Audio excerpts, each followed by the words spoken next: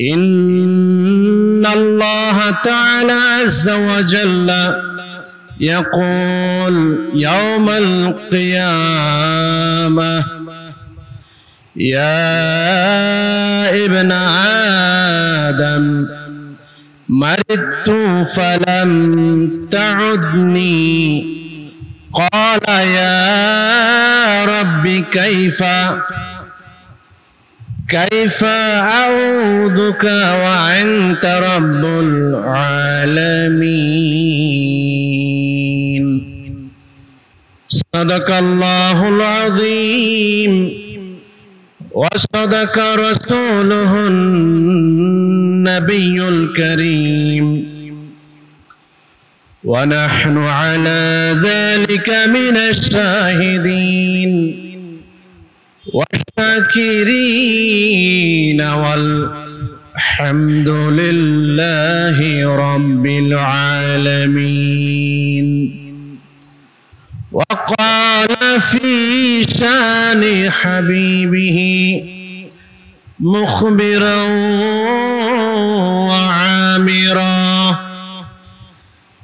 إن الله وملائكته يصلون على النبي يا أيها الذين آمنوا صلوا عليه وسلموا تسليما.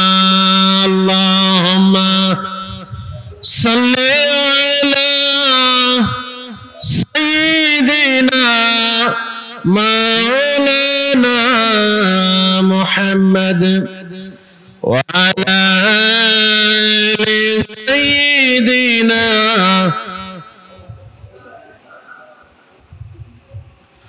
حبيب كبريات الله إمام أنبياء तुम हो सरे कहाँ जाओ बताओ या रसूल अल्लाह। अल्लाहुम्मा सल्ली अला सय्यिदिना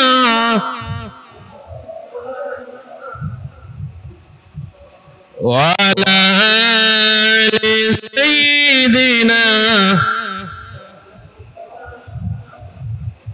একটুখানি জিকির করে নেই লা ইলাহা ইল্লাল্লাহ লা ইলাহা ইল্লাল্লাহ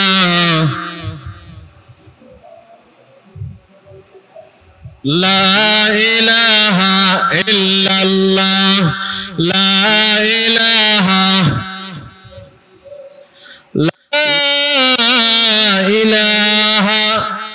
ইল্লাল্লাহু মুহাম্মাদুর রাসূলুল্লাহ সাল্লাল্লাহু আলাইহি ওয়াসাল্লাম।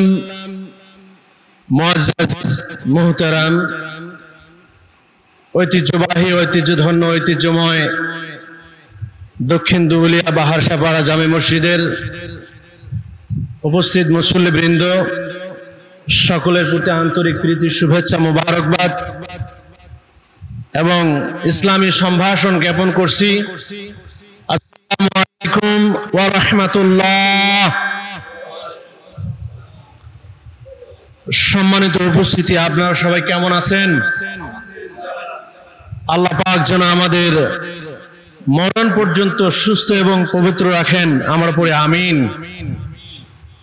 আল্লাহ পাক আমাদেরকে যে এখানে উপস্থিত করেছেন আজকে জুমার দিন সাইয়্যিদুল আইয়ামে, সর্বপ্রথম আমরা শুকরিয়া জ্ঞাপন করি। আমরা আলহামদুলিল্লাহ,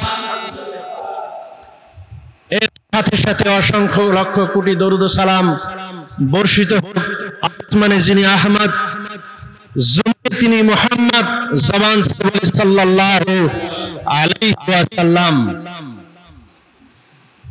সম্মানিত উপস্থিতি, আমরা প্রতি জুমায় একটি নির্দিষ্ট বিষয়ের উপর কথা বলবার চেষ্টা করে থাকি। আজকের আলোচনার আলোচ্য বিষয় হিউম্যান রাইটস, মানবাধিকার। Human rights watch, United Nation, human rights of high commission, এই সমস্ত বিষয়ে আজকের আলোচনা হবে। আমা তাওফিক ইল্লা বিল্লাহ। এর পূর্বেই আমরা জেনে নেই আসলে ইসলাম কতটুকু মানুষের অধিকার রেখেছেন, ইসলাম কোন কোন বিষয়ে মানুষের যথাযথ সম্মান দিয়েছেন। আমরা সংক্ষিপ্ত আকারে একটু একটু করে আলোচনা করবার চেষ্টা করব। আমরা যদি লক্ষ্য করি, আল্লাহ রাব্বুল ইজ্জত ওয়াল জালাল সূরা নিসায়ে ঘোষণা করেছেন, ইয়া আইয়ুহাল্লাযিনা আমানুত্তাকুল্লাহ,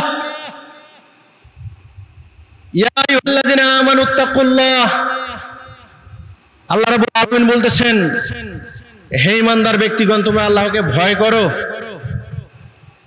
আর এই আয়াতে আল্লাহ পাক বলেছেন, আমি এক নারী এবং পুরুষ থেকে সমস্ত মানব জাতিকে তৈরি করেছি। পড়েন না সুবহানাল্লাহ। সর্বপ্রথম মানুষ হিসেবে মানুষের অধিকার আগে দিতে হবে। মানুষের অধিকার দিতে গিয়ে, মানুষকে রেসপেক্ট করতে গিয়ে, সে মুসলমান নাকি হিন্দু নাকি খ্রিস্টান, ইসলাম প্রথমত এগুলো বলে নাই। সে মানুষ, তাকে প্রথমে আগে তুমি সম্মান করো। বলেন না সুবহানাল্লাহ। এজন্য আল্লাহ রাসূল সাল্লাল্লাহু আলাইহি ওয়াসাল্লাম কোন ধর্মকে ইন্ডিকেট করে বলেন নাই।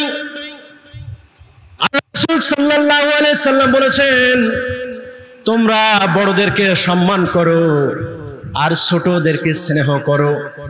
আর যে ব্যক্তি বড়দেরকে সম্মান করবে না, ছোটদেরকে স্নেহ করবে না, আমার উম্মতের মধ্যে সে গণ্য নয়। এখানে বলে নাই যে তোমরা যারা মুসলমানদের মধ্যে যারা বয়োজ্যেষ্ঠ বড়, এদেরকে সম্মান করো। বড়রা বড় হতে পারে বিধর্মী, বড় হতে পারে খ্রিস্টান, বড় হতে পারে অন্য ধর্মের, বড় দেখলেই মানুষ হিসেবে তাকে আগে সম্মান করতে হবে। ঠিক কিনা বলেন? Islam is the complete code of life. প্রত্যেকটা বিষয়ের সুনির্দিষ্ট আপনার দিক নির্দেশনা ইসলামে দিয়েছে। আমরা যদি আল্লাহর বায়োগ্রাফির দিকে তাকাই, দেখেন আল্লাহ রাসূল একজন বিধর্মীদের প্রতি কেমন, মরা বিধর্মীদের প্রতি কেমন সম্মান প্রদর্শন করেছিলেন। একবার একটা লাশ, ইহুদিদের লাশ নিয়ে যাওয়া হচ্ছিল কাঁধে করে। আল্লাহ রাসূল সাল্লাল্লাহু আলাইহি সাল্লাম অনেক সাহাবা নিয়ে বসা ছিলেন, এর পাশ দিয়ে ইহুদি লাশটাকে নিয়ে যাওয়া হচ্ছিল।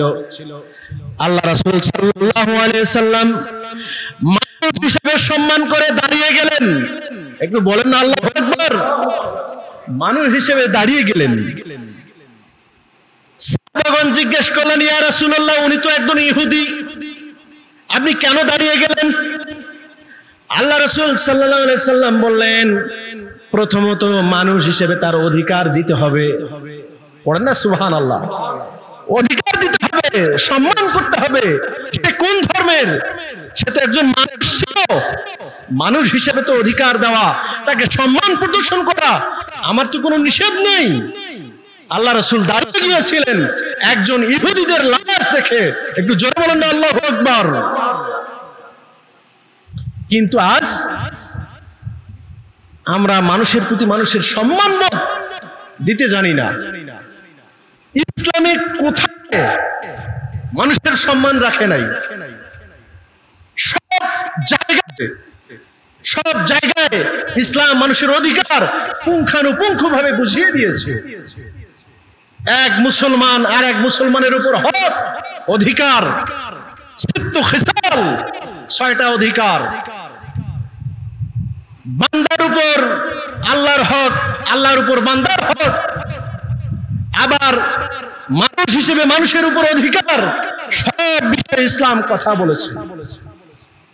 এমনকি ইসলাম এমন এমন বিষয়ে কথা বলেছে আজ পর্যন্ত কোন হিউম্যান রাইটস ওয়াচ, মানবাধিকার কমিশন এখন পর্যন্ত এরকম কথা বলতে পারে নাই।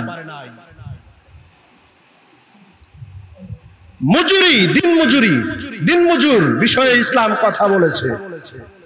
দিনমজুর যারা করেন এরাও তো মানুষ, ঠিক কিনা বলেন? এদের অধিকার বলতে গিয়ে আল্লাহ রাসূল বলেছেন, শ্রমিকের ঘাম শুকানোর পূর্বেই তার অধিকার তুমি বুঝিয়ে দাও, তার পাওনা তুমি তাকে বুঝিয়ে দাও।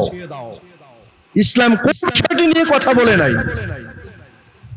প্রত্যেকটা বিষয় নিয়ে কথা বলেছে। ইসলাম যুদ্ধক্ষেত্রের বর্ণনা দিতে গিয়ে অধিকার দিয়েছেন যে যুদ্ধক্ষেত্রে তোমরা নারীদেরকে, শিশুদেরকে আঘাত করবে না, বৃদ্ধদেরকে আঘাত করবে না।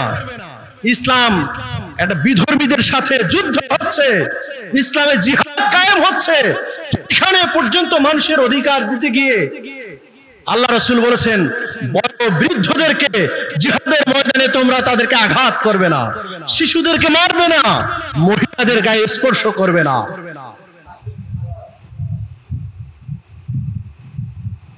তাহলে বলেন ইসলাম প্রত্যেকটি বিষয়ে অধিকার দিয়েছে কি দেয় নাই?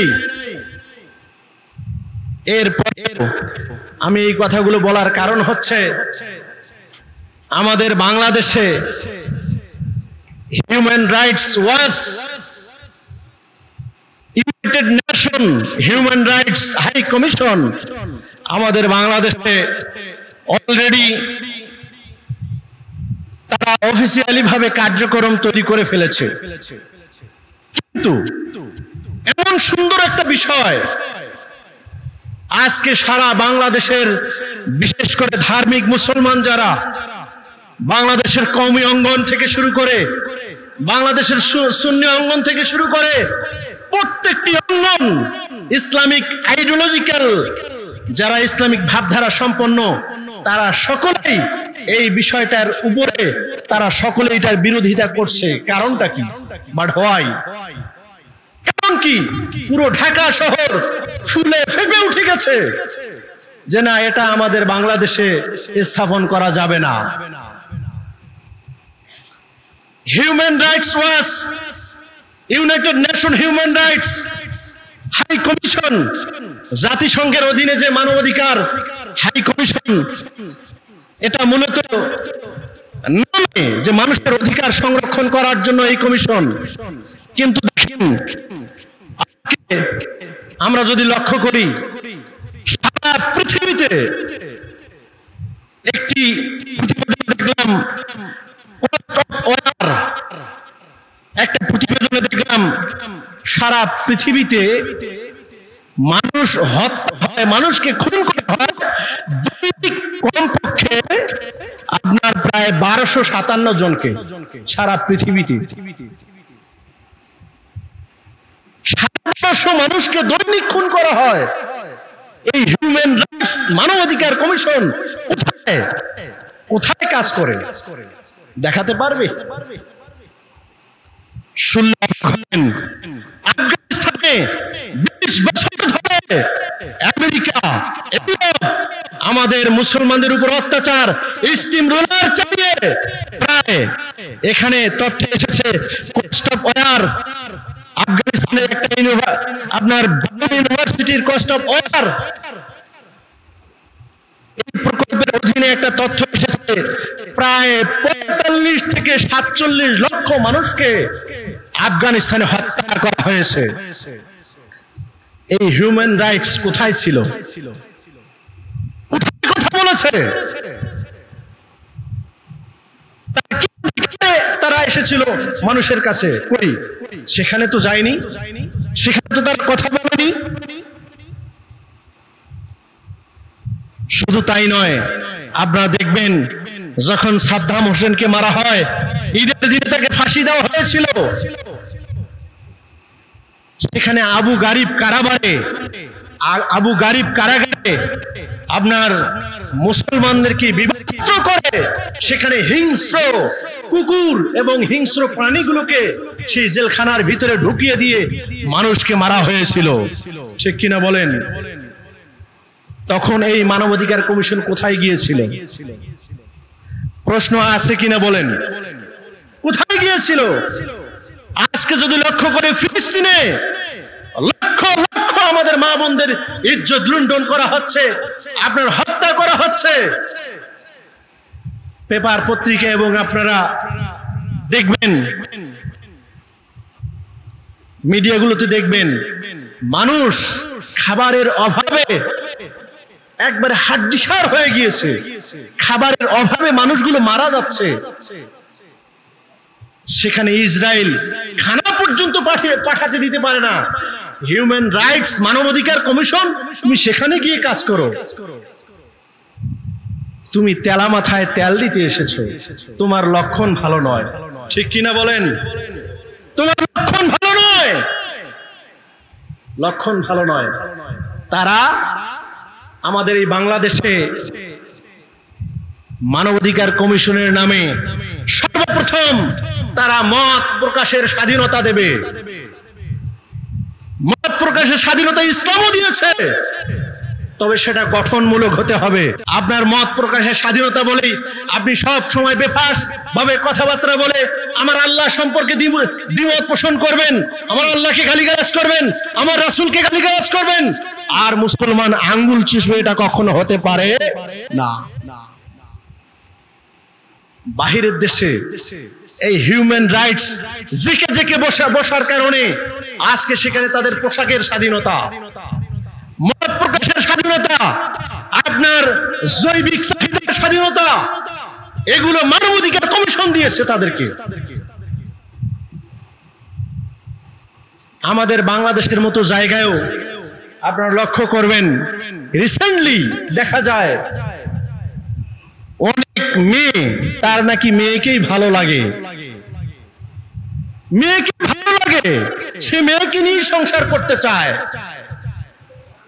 হিউম্যান রাইটস যখন আসবে, এটা তাকে রাইট দিয়ে দেবে, অধিকার দিয়ে দেবে। সে যদি তার একজন মেয়েকে নিয়ে ভালো লাগে থাকার, সংসার করার, এখানে কারো কোনো অধিকার থাকবে না, মানুষ তখন কথা বলতে পারবে না।